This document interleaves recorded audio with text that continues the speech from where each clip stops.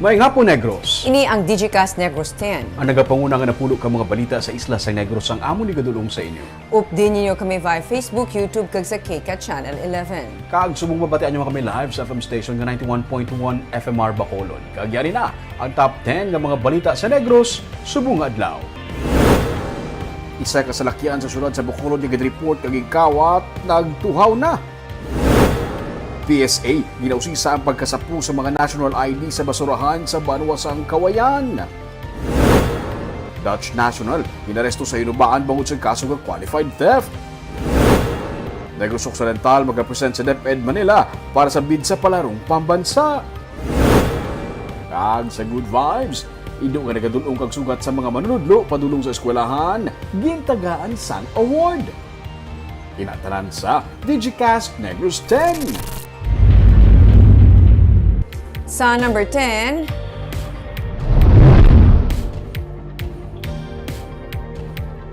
low pressure area kag hangin habagat ang nagadala sang pag-ulan sa Visayas.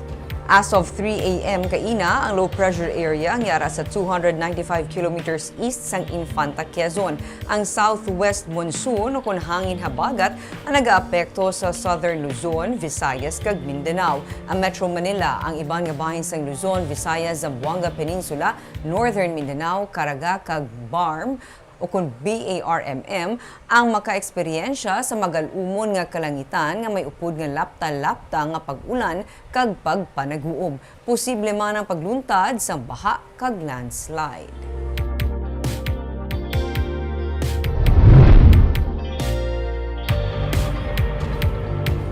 Sa number 9, isa ka siya na sadto karon isa na kapurok. Ang mga kalakian nga sadtuan ay nagatrabaho sa kampo karon mga construction workers samtang ang mga kabaynhan yara lang sa ilang mga balay. Ini sa karon ang komunidad nga luyag-buligan sang Gawad Kalinga kag Riverside College. Yaring report.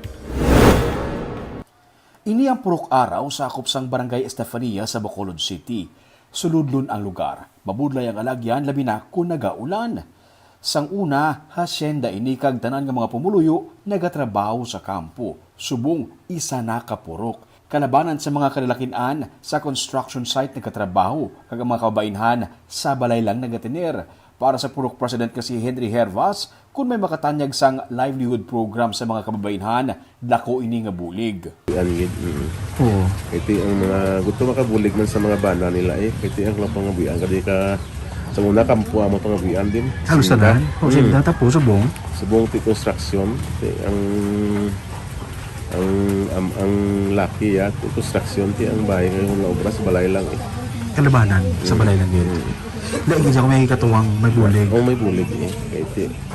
Bay kabudlayan man sila sa pagpa-check up. Kung may makabisita sa ilang nga doktor, okay na sa ila. Ang 65 anyos gani nga si Ophelia Libakin. Sa may bottling company na lang, sa may barangay Granada nagpa-check up kay libre lang. Subong di ka pa-check up pa? San Miguel. Saan isa sulod kita sa San Miguel to? O sa buwa lang highway. Agi na pa kagakato-katunay? Pila na edad mo? Gani kun may grupo nga makahatag sang libre nga training sa mga kababaynhan para maka-income, kag makahatag sang libre nga check-up, dako ini nga bulig sa ilang nga komunidad. Kag initanan, mahatagan sang katumanan, nagpirmahanay na sa Memorandum of Agreement ang Gawad Kalinga kag Riverside College para mabuligan ang komunidad. Ang GK may lugar nga gintalana para makatanom sang mais ang mga pumuluyo kag may area pagid para sa farming. Buligan man sila sa livelihood program nila. Ang Riverside naman, kinahanglan man sa komunidad nga maka-immerse kag maka-practice ang ilang mga estudyante kag ini ang ilang patigayunon sa purok araw. Ang provincial head sang Gawad Kalinga nga si Bob Magalona kag ang presidente sang Riverside College Incorporated nga si Samuel Lee ang nagpirma na sa kasugtanan nga buligan nila ang ini nga GK Village. Riverside has always been a partner of Gawad Kalinga and we're very happy that the same way they started in the beginning, they now are the first as well to respond to this calling inside us. So we're very happy, excited for this partnership. Well, we're very glad to be partners with Gawad Kalinga and we look forward towards a relationship that will continue to blossom as we move forward. Ini ikatatlo na nga GK Village nga mabuligay ang GK kag Riverside para mabuligan ang mga pumuluyo.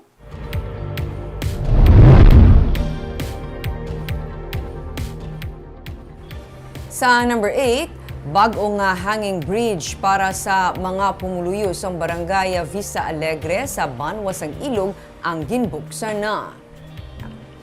Hindi na mag-ubog sa lunang kag mag-ubas ang tsinelas kun mag-obra kag mag-eskwela ang mga residente sa barangay Vista Alegre sa Banwasang Ilog bangod ginbuksan na ang bagong hanging bridge sa ila lugar. Iniangsuno kay Negros Occidental 6th District Representative Mercedes Cheding Alvarez sa iya FB post sang turnover sang suspension footbridge. Ginapanugyan naman ni Alvarez sa mga pumuluyo nga halungan ng mga proyekto dala ang pagpasalamat sa mga lot owners nga nagpasugot nga usaron ang ilang nga duta para madayon kag matapos ang proyekto tungod para ini sa kaayuhan sang komunidad. Sa number 7,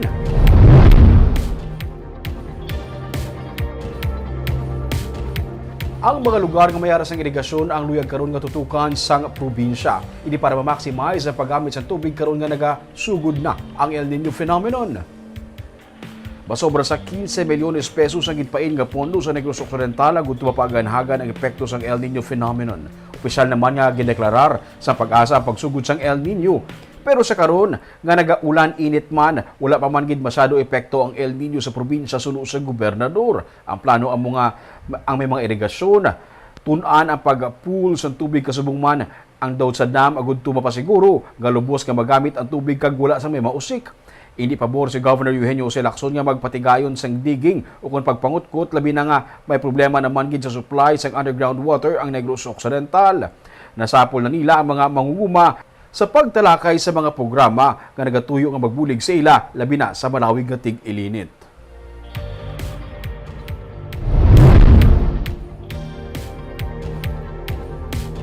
Sa number 6, multi-party agreement ang tuyo sang syudad upod sa kaap SM kag claimant sang duta sa daan nga airport. Nag-file sang recovery of possession ng pamilya Lizares sa portion sang duta sa daan nga airport sa syudad sang Bacolod. Ang propiedad ang karon na panag-iyahan sang Civil Aviation Authority of the Philippines pinaagi sa expropriation. Tungod sang land dispute, tuyo sini nga mag-negotiate upod sa claimant agud nga matigayo ng joint development project sa Old Airport upod man sa kaap kag SM Prime Holdings Incorporated. Sa nagligad lang nga bulan sang ginsuguran sang syudad ang pag-construct sang access road sa daan nga airport nga magaangot sang Barangay Tangub kag Barangay Singkang Airport. Ginsiling ni City Legal Officer Attorney Romeo Carlos Ting Jr. nga hindi maapektuhan sa ginaklaim nga propiedad sang pamilya Lizares. So, kung anong plano sang city para sa area nga na, they will be part of it. They have expressed interest to join, no, ang development ng city. So since wala na siya function, lain na ang use niya, we wrote a letter na i-turn over sa city, ang portion sang kaap. No? But ang portion sang kaap naman, amo naman yung issue kay mga Lizares family.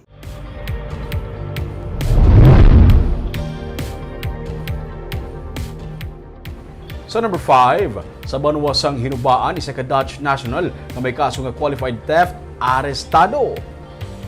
Ginserbi sa mga otoridad ang warrant of arrest bato kay Jeroen Hendricus Cooper van Straten, 50 anyos kag isa ka Dutch national kag temporaryo nga nagapuyo sa barangay Puok, Hinubaan, Negros Occidental.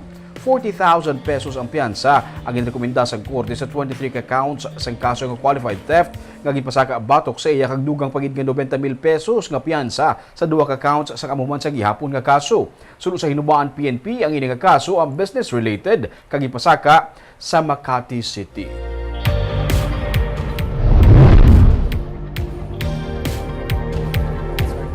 Sa number 4, was na mag-present ang probinsya para sa pagbid sini sa pag-host sa Palarong Pambansa 2024. Si Governor Eugenio Jose Lacson upod ang PIO sa Negros Occidental, Provincial Engineer Ernie Mapa kag Provincial Sports Coordinator Anthony Agustin ang nagpadulong sa Manila para sa bidding presentation sa DepEd Manila buwas. Suno kay Governor Lacson, dapat nga yara ginang presensya sa mga tiglawas. Iga-present ni Lacson ang probinsya bilang isa ka sports destination. Ilakip sa pag-pitch sa gobernador kung nga dapat ang probinsya mag-host ang mga eksperyensya na sa Negros Occidental sa pag-host ng palarong pambansa. Ang Negros Occidental, sunod sa iya, makaapat na nga naka-host isa man ka sports-loving province ini kag ang pagkaon mismo ang lugar, madamo ang sarang nga matanyag. Hindi lamang sports ang pwede masaksihan kung diri sa Negros Occidental ang palarong pambansa, bangod pwede man masaksihan ang festive mood sa mga Negrense. Bangod plano nga buksan ang mga LGU booth sa tiunsang amo nga hinampang. Magabid man ang Cebu City kag probinsya sang Antique. The experience that we've had already 4 palaros that we hosted. And that Negros is a sports-loving province, no? Of course, we have to talk about the food, no? About the area, and then we hope, I don't know if there's time, to also tell them that it will not all be sports, especially in Panad. We will have some festive mood because we will ask the LGUs again to open their pavilion. So, parang, na ba? So, we'll see. But more important is that we will project Negros Occidental as a sports destination.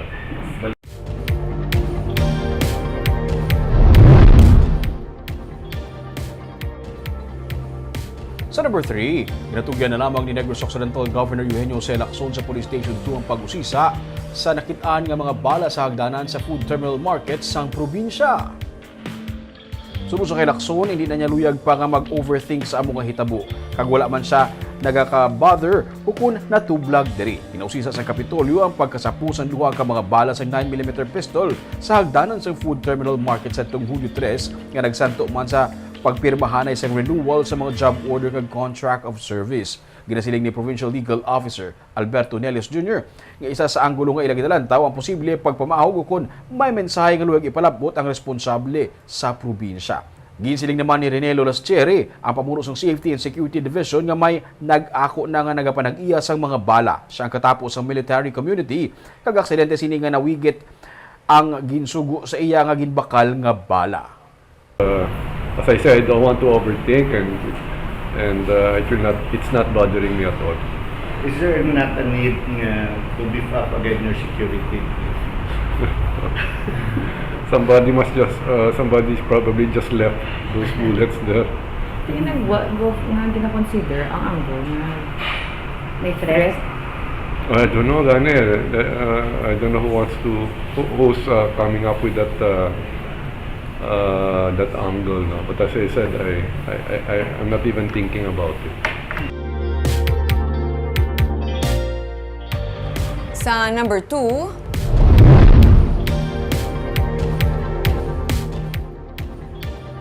ginsugura na sa Philippine Statistics Authority Negros Occidental ang pagpangusisa sa nag-viral nga video angot sa mga national ID nga nakitaan sa basurahan sa Banwa sang Kawayan.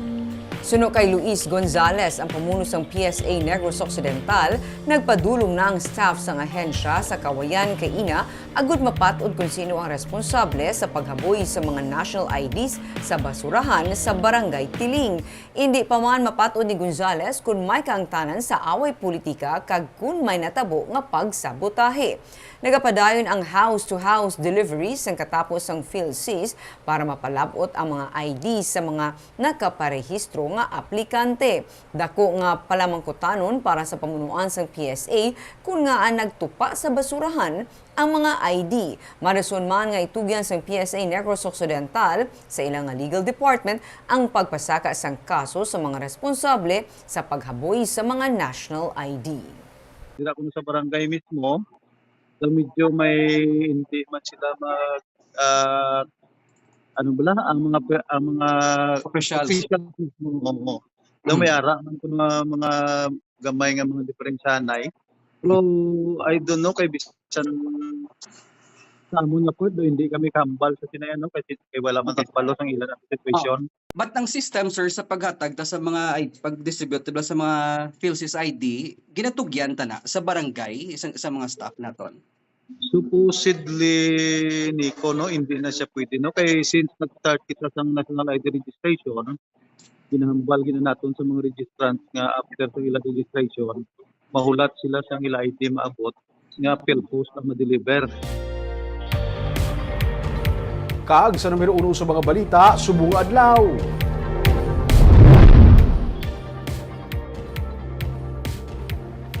Isa sa 5 sa mga salakyan sa syudad sa Bacolod nga report nga kawat ang nagtuhaw na subong adlaw. Mga gin-show cause order nga mga empleyado nagapanindugan nga hindi sila dapat ang manabat sa pagkadula sa mga salakyan nga naka-assign sa ila. May report si Nico Delphi. Antes pa manabato ni Engineer Brian Havillana ang show cause order may kaangtanan sa ginaligar, ginkawat nga multicab nga naka-memorandum receipt sa iya na tigayon niya nga na-locate ang salakyan sa balay sang katapos sa Bacolod Traffic Authority Office sa Barangay Villamonte. Gani bisan paano, nahawasan siya sang palaligban, bangod sarang sila mapasakaan sang kaso kriminal kag administratibo, sandigman sa rekomendasyon sang Commission on Audit sa City Legal Office. Retrieve ng tanan, kaya at least may pisumay na ta. Anong epekto, Simon? Ang epekto, actually, alin pa sang Yung pangita. pag-declare na ni Mayor sa nga ipang-uli ang tanan, hindi ko kabalo kung diin ko na pangitaon. Mapapayaran na, Simon. Kasi wala na ang mga ridaya kag ano. Iban nga mga... At wala man na actually ang sako na sang sakon para yung unit kaya way Okay back pa. sa kay Mayor Year Monico. 20 ano. Mayor Monico pa na yung ginano sakon. Duwa pa sa mga kaupdanan ni Havillana sa Office of the Building Official nga sanday Engineer Jeffrey Bravo kag Edwin Anas ang naisyohan man sang show cause order bangod sang ginaligar na dula kag ginkawat nga motorsiklo nga separado nga naka-MR sa ila.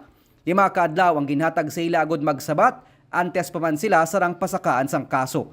Nabalaka naman si Obo Head Engineer Isidro Sun bangod sarang siya nga madulaan sang staff sa opisina. Kung ma-suspend sila or whatever, depende na sila pa ng bad, pero di mapiktuhan kami dito tayo. Tatlo, knowing that hindi nga mga engineers may mga obligasyon na dito sila na medyo crucial. Engineer 3 ang isa, and then ang 2, Engineer 1. Usually anong ilang Ang mga designation Sila in charge sa electrical, and then ang isa in charge sa mechanical, ang 2 in charge sa electrical.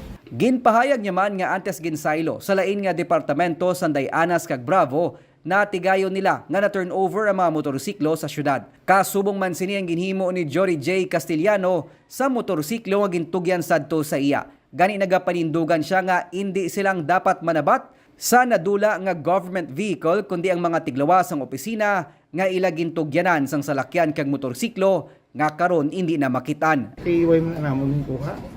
Ba't nadula? Naka-MR Nadula, normally kagang kay MR sa amon para sa akon siya doon na sa kadaan actually almost siguro motor vehicle yung mga 40 years kung ano nato ng salvage value or scrap value sa doon na gila nakagamay wala man taga pamisar kung ano ginagamit ni siya previously sa Windows Plaza mo nagabulos-bulos mo lang ang mga OIC in charge ilan na tani ano nga isip keeping ning property regardless sa transfer sa or wala ginbilin mo na to ya sa ila wala ko man niya nadala. Ginserbe man kay Inas ang City Legal Office ang show cause order kay Isagani Aguilar o galing wala siya sa opisina sang City Cooperative and Livelihood Development Office. Mismo si Mayor Albi Benitez ang nagsiling nga dapat manabat ang mga empleyado sa mga hindi na makita nga government vehicle nga ginsalig sa ila sang syudad. Natukiban nga may 45 ka mga salakyan nga missing sang ginpatigayon sang alkalde ang ocular inspection kag inventory sang tanan nga mga government vehicles sang syudad. Nico Delfin para sa Digicast Negros.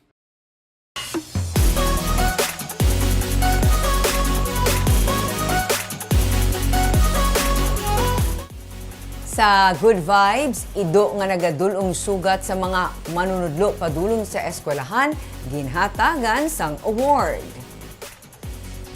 Security Award. Ini ang award nga ginhatag sa aspin nga si Jan Jan sa mga manunudlo sang Pudcud Elementary School Nagalaw Extension sa San Carlos City. Si Jan Jan ang nagadulong kag nagasugat sa ila sa kada pagkadto nila sa lugar kag siya man ang nagabantay sa ila eskwelahan halin sa agat tubtub nga magabi. Sa post ni Edgy May Lumawag, istorya niya tuman kalayo sang lalakton pero nagaupod sa ila si Jan Jan kag wala siya ginakapoy. Gani sa ginpatigan nga Recognition Day sa eskwelahan, isa siya sa mga nagbaton sang medalya kaupod ang mga estudyante sang eskwelahan. Security Guard Award!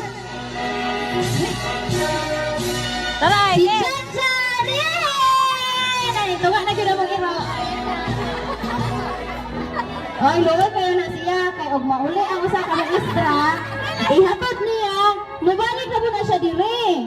O niya, nana po'y sunod ka mo uli. Balik ko na po na niya, ihatod na po na niya. Nga mabalik na po na siya sa eskwelahan og napay na bilin. Barmayo pa si Jan Jan, may energy nga magsugat tulong sa mga teachers nga nagapangabudlay pakanto sa eskwelahan. Kag Bing ha, loyal gid siya ya. Amo ginaginhambal siguro nga loyal, no, man's best friend gid man ito. Napatulan gid Manila, Barb. Kaaga pa yan itong mga balita sa Negros Subunga Adlaw. Kay man sa panahon karon importante nga may ihibalo ka sa nagakatabo sa imo nga palibot. Kung dapat balansya kag eksakto mga impormasyon. Padaan kami nga magapangalagad sa Negrosanon. Ako si Barbara Mijares. Tubtub sa buwas, ako naman si Romeo Subaldo, mayong hapon.